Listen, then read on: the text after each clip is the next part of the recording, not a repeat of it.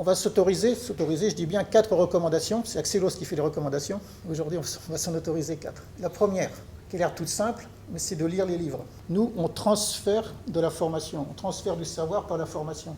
On ne transfère pas le livre. Alors, pour une première raison très pratique, voici le livre. Ce n'est pas un livre très gros, ça se lit, 200 pages, avec un peu de glossaire à la fin. Ce n'est pas un gros livre, je veux dire. 1 ou 2 voyages en train, ça devrait suffire, le métro le matin, quelques jours. Donc, il faut lire le livre. Alors, il faut les lire avant, pendant et après la formation. Philippe a mis un focus sur la certification. Nous, c'est très étonnant, parce qu'on le repère tout de suite. Une personne qui a lu le livre avant, elle passe sa formation en souriant. Une personne qui la lit pendant, elle a 2 regards. Elle a l'oreille qui tourne d'un côté et le regard qui tourne sur son livre. Il y a ceux qui lisent après. Et puis, il y en a honnêtement beaucoup qui lisent jamais. D'accord ? Nous, on se bat même pour nos formateurs pour qu'ils lisent les livres. Donc, le savoir est dans les livres. Le savoir est dans les livres. Nous ne sommes que des relais d'une partie du savoir. Deuxième remarque, je reprends la construction. Axelos, c'est un schéma de certification. Pour chaque cours, il produit un syllabus. Le syllabus est un sous-ensemble du livre. Ça veut dire qu'aussi performante soit la formation, on n'aura enseigné qu'une partie du livre. D'accord ? Donc tout ce qui n'est pas dans le syllabus, nous, on ne l'enseigne pas. On peut en parler, on peut le commenter, etc. Mais hors syllabus, ce n'est pas notre focus. On est focusé pour délivrer la formation qui nous a été demandé de délivrer. Donc, lisez les livres pour 2 raisons. 3 raisons. Bien avant d'être des process, des pratiques, des détails d'activité, c'est une culture. Il faut comprendre l'esprit de la pratique. Et puis, il faut aller dans les détails.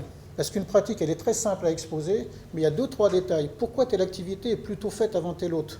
Pourquoi telle activité a plutôt telle entrée et pas telle autre entrée, etc. C'est dans les détails qu'on trouve la valeur, une grande partie de la valeur des pratiques. La deuxième recommandation, si on puisse permettre de la faire, c'est une formation utile fondation. Alors je reprends la gouvernance. La gouvernance dit la formation est recommandée. La formation n'est pas obligatoire. On peut se présenter à la certification. Mais si on fait un petit parallèle, ça revient à dire que l'école primaire, dit-il, n'est pas obligatoire. Ça veut dire qu'on rentre au collège, en lycée, en université, sans avoir appris les tables d'implication, sans avoir appris la lecture, la grammaire, etc., les basiques. Nous, les formateurs qui arrivons en niveau 2, en niveau 3, mais on les repère comme le nez au milieu de la figure, ceux qui n'ont pas suivi une fondation accréditée. Donc les mots sont imprécis, les pratiques sont comprises de façon particulière, on va dire. C'est pas mauvais, hein, c'est de façon particulière.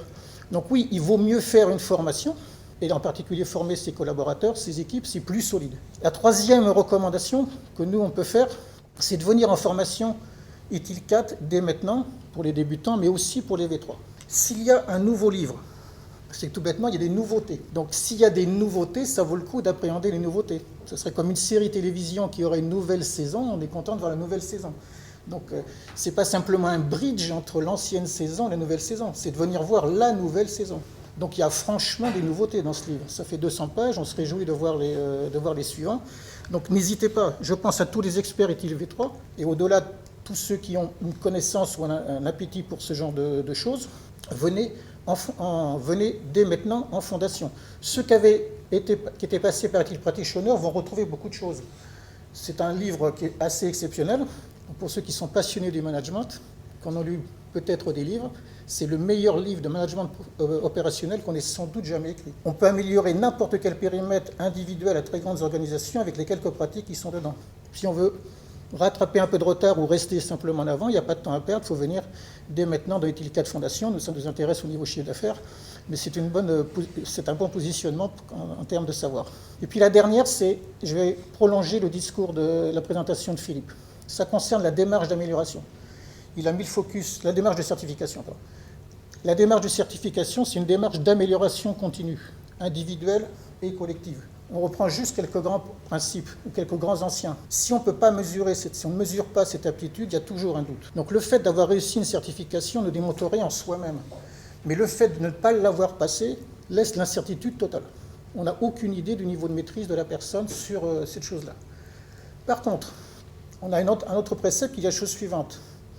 Quand un indicateur devient un objectif, c'est plus un bon indicateur. L'obsession, c'est pas 26.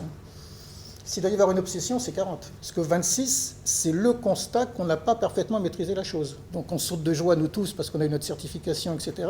Mais ce n'est pas un niveau de maîtrise très élevé. Je précise que pour ça qu'on vous montrait les notes, sans aucun doute, ceux qui pratiquent le plus sur le terrain, puis ceux qui lisent le livre, et l'Eurolyse ont 40. Donc on ne dit pas qu'avoir 40 c'est un bon praticien, mais on dit que les bons praticiens ont plutôt tendance à avoir 40. Ça marche ?